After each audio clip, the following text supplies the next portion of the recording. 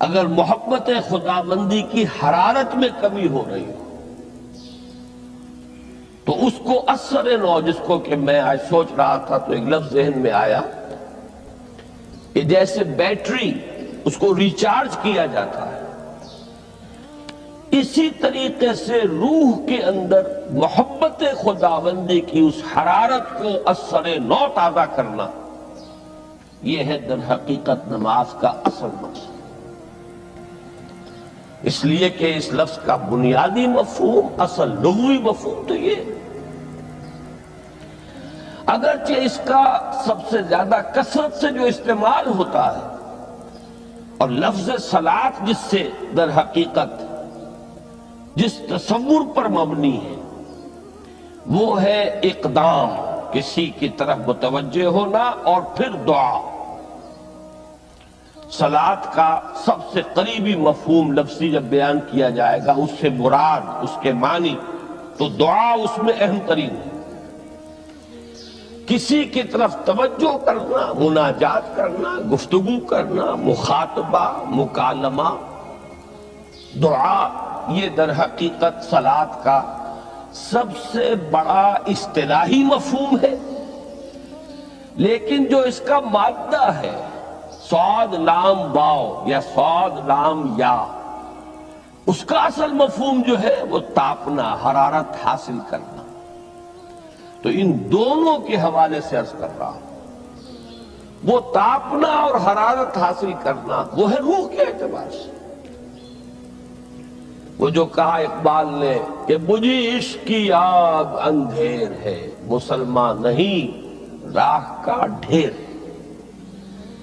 یہ عشق کی آگ جب بجھ جاتی ہے، در حقیقت یہی تو انسان کی روحانی موت ہے۔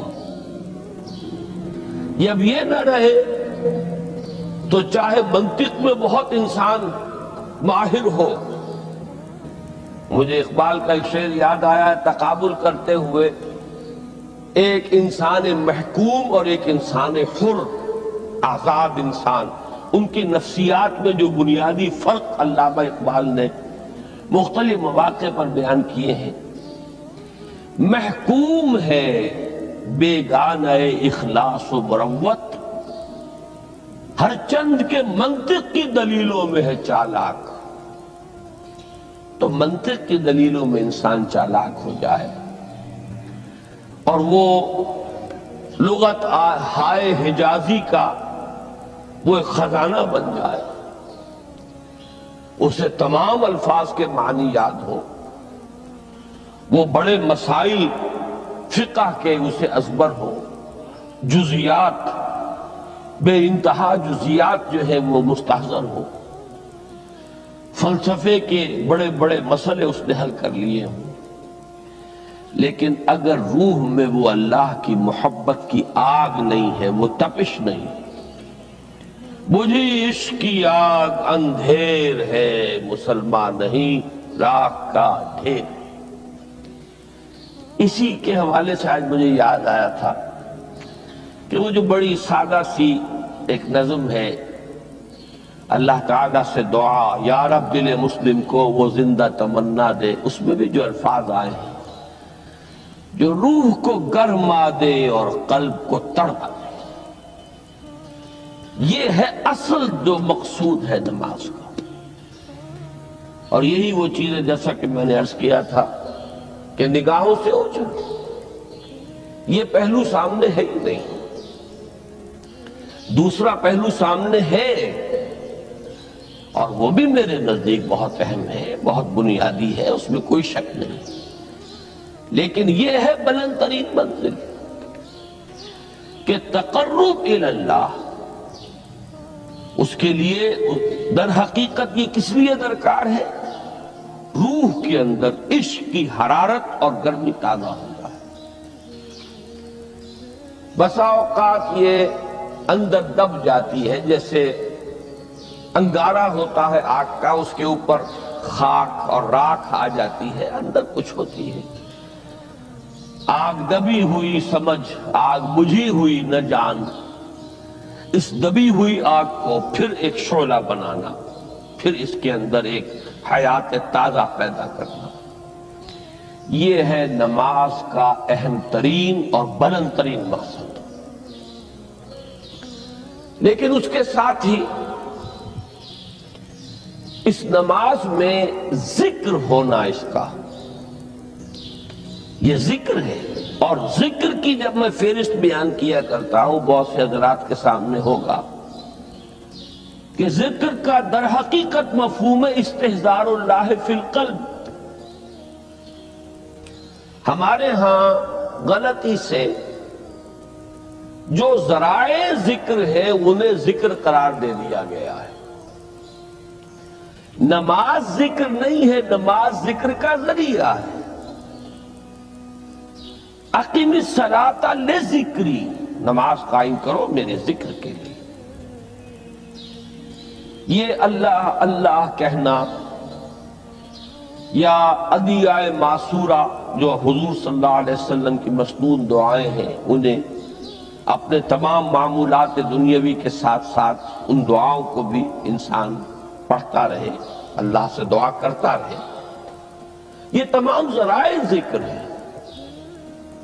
سبحان اللہ الحمدللہ الحمدللہ، اس کا آپ ورد کیجئے، یہ بھی ذریعہ ذکر ہے۔ حقیقت میں ذکر ہے استحضار اللہ فی القلب، اللہ کو دل میں لے آنا،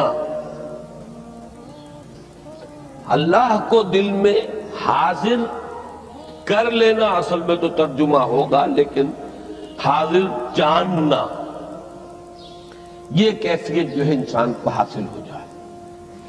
اب اس کے حوالے سے ذرا بات سمجھیے کہ ایک تو میں عرض کر چکا ہوں مجسم ذکر تو قرآن ہے، لہذا ذکر کی فہرست جب آپ کریں گے ذرائع ذکر تو ان میں سب سے پہلے قرآن آئے گا، اس لیے کہ وہ ہماری حکمت کے پہلے مسئلے کو حل کر رہا ہے، بنیادی مسئلہ، اہم ترین مسئلہ۔ دوسرے نمبر پر ذکر جو ہے، اب اس کے لیے کچھ اصطلاحات جو میرے مختلف دروس میں شاید آپ کے سامنے بعد میں آئیں یا پہلی آ چکی ہوں، ان کے حوالے سے میری بات سمجھیے۔ ایک ذکر غیابی ہے، تھرڈ پرسن میں، صیغہ غائب میں اللہ کی یاد کرنا، اللہ اکبر اللہ اکبر اللہ اکبر۔ ابھی اللہ اکبر جو ہے یہ جملہ اسمیہ خبریہ ہے، ایک حقیقت کی تکرار آپ کر رہے ہیں، اللہ سب سے بڑا ہے، اللہ سب سے بڑا ہے، سبحان اللہ سبحان اللہ سبحان اللہ۔ یہ در حقیقت ذکر غیابی ہے کہ آپ اس میں مخاطب نہیں ہیں اللہ سے، ایک ذکر خطابی کہیں یا ذکر حضوری کہیں جس میں مکالمہ ہوتا، جس میں گفتگو ہوتی۔ تو نماز در حقیقت ذکر حضوری اور ذکر خطابی کی بلند ترین شکل ہے۔ اس لیے میں نے عرض کیا تھا کہ نماز کے لفظ یا صلاۃ کے لفظ یہ اصطلاحی معنی جو اکثر و بیشتر کیے جاتے ہیں وہ ہے دعا، اور دعا میں ہوتا کیا ہے؟ مکالمہ ہے، مخاطب، اے اللہ، اے میرے رب، اے پروردگار۔ پھر یہ کہ اس میں اقدام اور کسی کی طرف متوجہ ہونا، یہی وجہ ہے کہ افتتاح صلاۃ، نماز کو شروع کرنے کے لیے ایک تو وہ الفاظ جو قرآن مجید میں آئے ہیں، انی وجہت وجہی للذی فطر السماوات والارض حنیفا وما انا من المشرکین۔ یہ ہے توجہ کا ارتکاز، بشرطے کہ یہ صرف الفاظ ہی نہ نکل رہے ہوں، واقعتاً یہ تعبیر ہو اس وقت کی انسان کی نفسیاتی کیفیت کی، کہ شعوری طور پر وہ فیصلہ کرتا ہے کہ اب میں منقطع ہو رہا ہوں، ہر چہار طرف سے اپنی توجہ کو ہٹا کر، ہر مسئلے سے اپنے آپ کو خالی و ذہن کر کے، یعنی ظاہری اور باطنی دونوں اعتبار سے میں اپنی توجہ کا ارتکاز کر رہا ہوں اس ذات کی طرف جس نے آسمانوں اور زمین کو پیدا کیا اور بالکل یکسو ہو کر رہا. انی وجہت وجہی للذی فطر السماوات والارض حنیفا وما انا من المشرکین.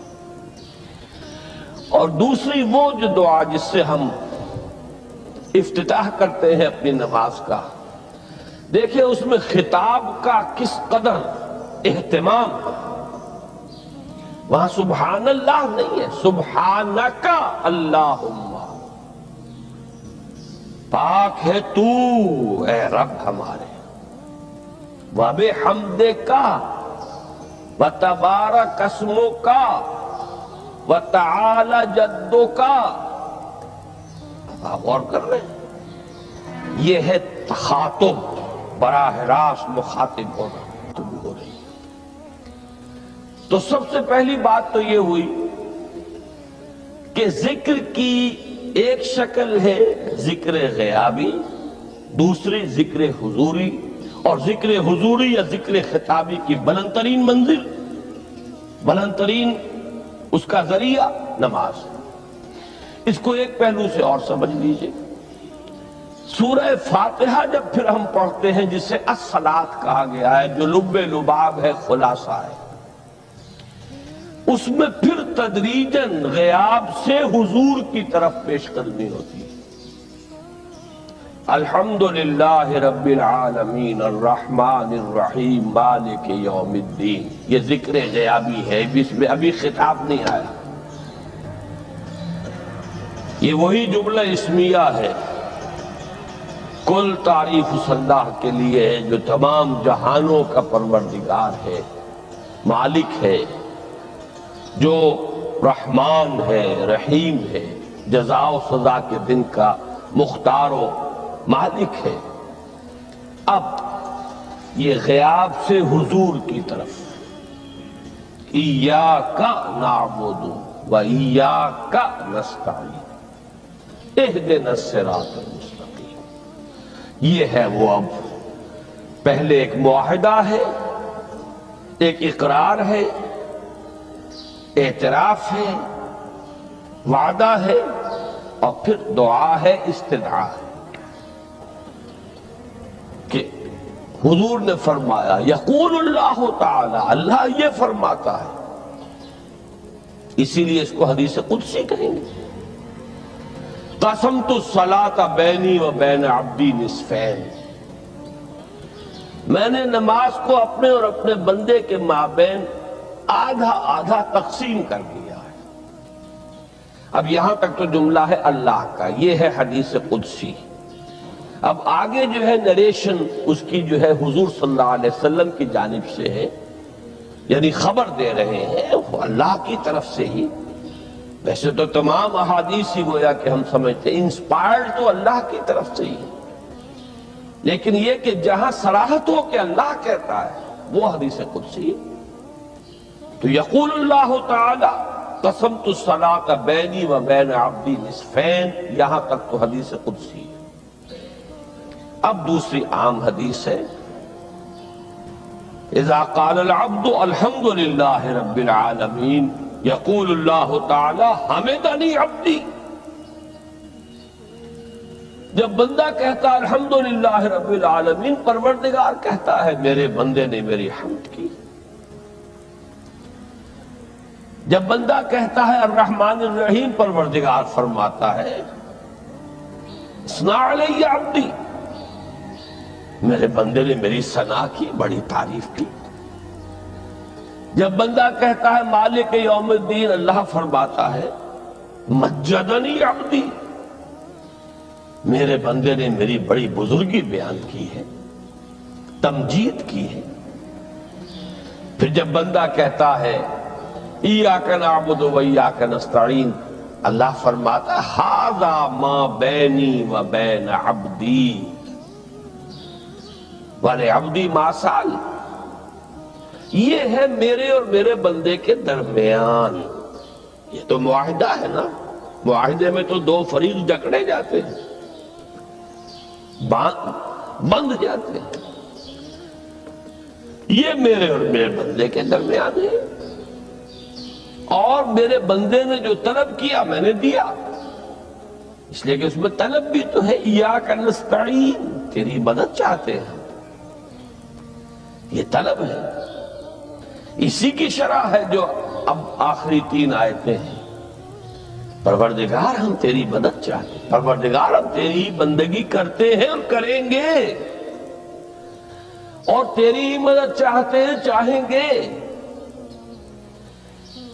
اگر حال میں اس کا ترجمہ کریں گے زمانہ حال کے اعتبار سے، اس لیے کہ فعل مضارع میں تو دونوں موجود ہیں، شامل ہیں، تو یہ ایک اعتراف ہے، اظہار حال ہے۔ اللہ کرے کہ وہ واقعتاً صحیح اظہار حال ہو، ہم واقعی اللہ کی بندگی کرتے ہوئے یہ کہیں کہ ایاک نعبد، ورنہ اگر ہماری اصل صورتحال سے وہ مطابقت نہ رکھتا ہو تو پھر تو ایک طرح کا جھوٹ ہو جائے گا، غلط بیانی ہو جائے گی۔ ایاک نعبد، تیری ہی بندگی کرتے ہیں، اور مستقبل میں کیجئے، کریں گے، یہ ہے عہد۔ تیری ہی مدد چاہتے ہیں، تجھی سے مدد طلب کرتے، تجھی سے مدد چاہتے رہیں گے، اس کے لیے فرمایا وَلِعَبْدِ مَا سَأَلَ۔ اور پھر اس کے بعد وہ استدعا ہے، اهدنا الصراط المستقیم صراط الذین انعمت علیہم غیر المغضوب علیہم ولا الضالین۔ اس حدیث میں اس کو ایک ہی جملے کو لیا گیا ہے، ایک ہی جملے کی حیثیت سے۔ جب بندہ یہ کہتا ہے تو اللہ فرماتا ہے ھذا لعبدی ولعبدی ما سأل، یہ خالص میرے بندے کے لیے ہے، اس بندے نے ایک درخواست پیش کی ہے اور میں نے گرانٹ کی، وہ اپلیکیشن، وہ ریکویسٹ گرانٹڈ، ہم نے دے دی، وَلِعَبْدِ مَا سَأَلَ۔ یہ ہے اس کی تاثیر کا عالم، بشرطے کے معاملہ وہ شعور کے ساتھ، بشرطے کے مطابقت ہو ظاہر اور باطن کی، بشرطے کے مطابقت ہو قول اور فعل کی، تو اس کا اتنا اونچا مقام ہے کہ ایک ایک جملہ ادھر ادا ہوا، ادھر اللہ کی طرف سے ریسپانس مل رہی ہے۔ افلاک سے آتا ہے نالوں کا جواب، آخر اٹھتے ہیں حجاب، آخر کرتے ہیں خطاب،